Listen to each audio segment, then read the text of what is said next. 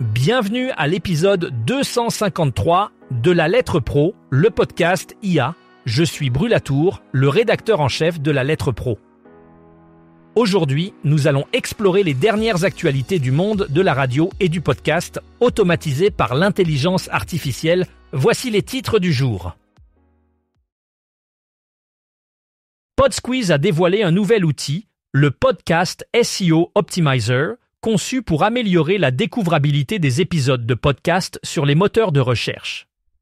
Cet outil gratuit et accessible sans inscription est destiné à tous les créateurs audio, quelle que soit leur maîtrise technique. Il analyse le contenu d'un épisode pour en extraire des mots-clés pertinents, évalués selon un algorithme propriétaire. Ensuite, des titres et descriptions optimisés sont générés automatiquement. João Amaro, cofondateur de PodSqueeze, souligne l'importance de comprendre les mots-clés pour une stratégie SEO efficace. Cette initiative vise à rendre les podcasts plus visibles dans un environnement numérique compétitif. France Musique a récemment enrichi son offre numérique avec le lancement de Classic Love, une nouvelle web radio dédiée à l'amour. Disponible depuis le 30 juin, cette station thématique propose une programmation variée qui mélange des classiques et des musiques populaires autour de la thématique amoureuse. Classic Love s'ajoute à l'univers des web radios de France Musique, avec pour ambition de fournir un flux continu de musiques liées à l'amour. Ce projet s'inscrit dans la stratégie de diversification numérique de Radio France, visant à offrir des expériences d'écoute prolongées et contextualisées. Accessible via le site de France Musique et l'application Radio France, Classic Love propose près de 2000 titres représentant plus de 120 heures d'écoute. La programmation, assurée par Olivier Leborgne, Robert Rudolph et Benjamin Hertz, traverse les décennies et les styles, incluant des tubes des années 60, du jazz, du blues, de la soul et bien plus encore. Cette initiative renforce l'engagement de France Musique à diversifier son offre digitale et à fidéliser ses auditeurs en ligne. Les derniers résultats de l'étude GfK-RAM pour le premier semestre 2025 confirment la robustesse de la radio commerciale en Nouvelle-Zélande. Plus de 3 500 000 de Néo-Zélandais, soit 74% de la population âgée de 10 ans et plus, écoutent la radio chaque semaine. Cela représente une hausse de 67 500 auditeurs par rapport à l'année précédente. Le temps moyen d'écoute est de 15 heures et 22 minutes par semaine, soulignant une forte fidélité des auditeurs. La tranche matinale, de 6 heures à 9 heures, reste le moment clé avec de fortes audiences sur les principales stations. Newstalk ZB domine ce créneau avec 20,5% de part d'audience, suivi par Breeze et The Rock. L'écoute via des appareils connectés est également en hausse, avec une augmentation de 7,7% en un an. Cette tendance renforce la portée de la radio commerciale sur tout le territoire. Les investissements publicitaires dans l'audio continuent de croître, avec une augmentation de 15% des revenus au quatrième trimestre 2024 et de 18% au premier trimestre 2025. Selon Edison Podcast Metrics, 12% des auditeurs hebdomadaires de podcasts s'identifient comme LGBT. Dans certains genres, comme la fiction, ce chiffre atteint même 31%. Ces statistiques offrent aux marques des opportunités pour engager ces audiences au-delà de la période de la Pride. The Magnus Archives, un podcast de fiction horrifique, affiche une audience hebdomadaire LGBT de 69% grâce à ses récits et personnages inclusifs. D'autres podcasts, comme The Bold and the Beautiful avec Trixie et Katia, Very Really Good et My Brother and Me, attirent également une grande proportion d'auditeurs LGBT, atteignant jusqu'à 2/3 de leur public. Go, My Favorite Sports Team, dépasse 56%.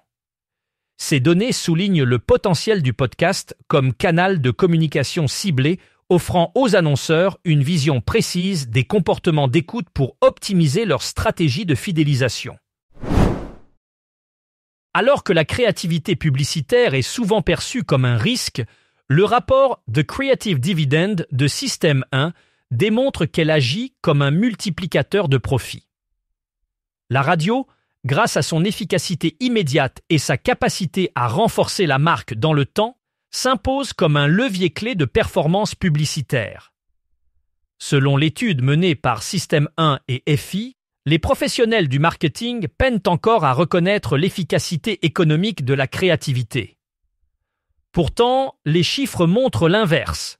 La créativité de qualité a un multiplicateur de profit de 12, contre un 0,1 pour le ciblage. Les campagnes à fort impact émotionnel produisent 57% de résultats business supplémentaires par rapport aux campagnes neutres.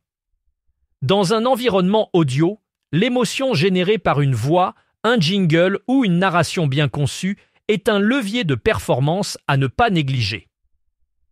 La radio et le podcast se placent parmi les rares canaux capables de générer à la fois des ventes immédiates et des effets de marque durables. Ils figurent dans la catégorie des super touchpoints, aux côtés de la télévision nationale et des relations publiques. Audacy a récemment exploré l'impact des événements radio en direct sur l'engagement et la mémorisation de marques. Dans un contexte saturé de stimuli numériques, ces événements offrent une attention totale, créant une connexion forte avec les marques.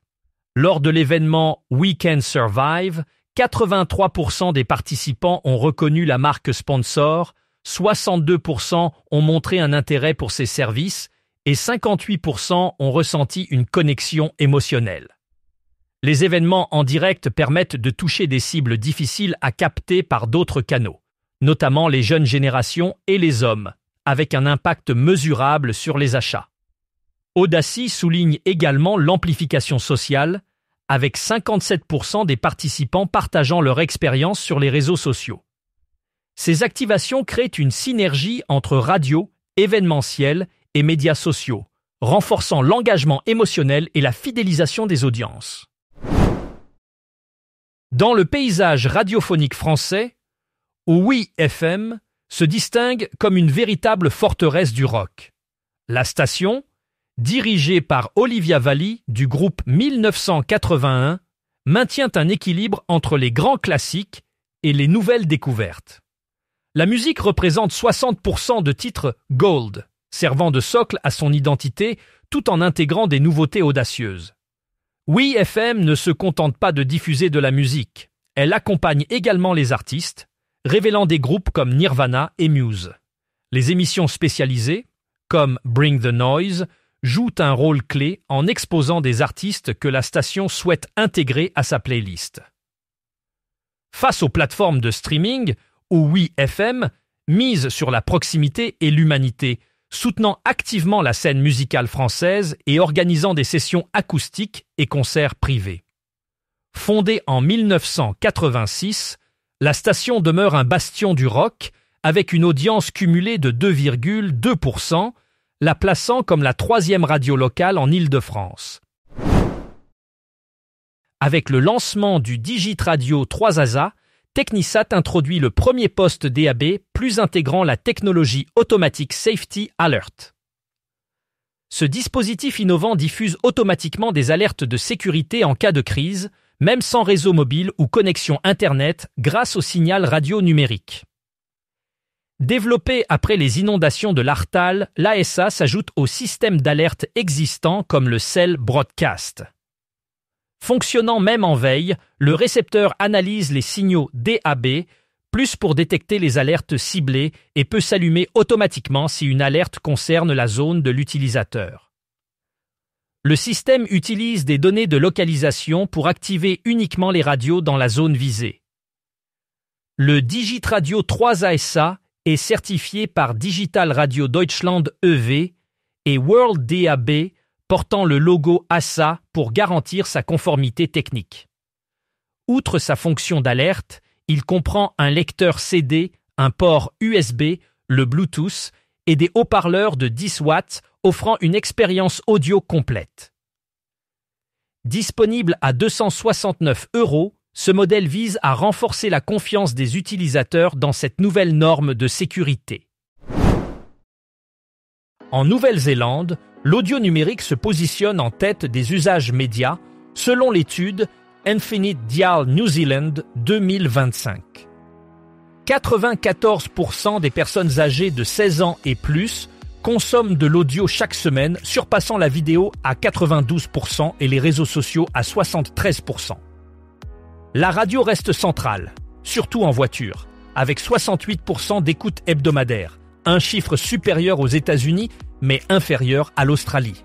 La pénétration de l'audio en ligne atteint 76%, stable depuis 2 ans, tandis que l'écoute de podcasts continue de croître, atteignant 55%.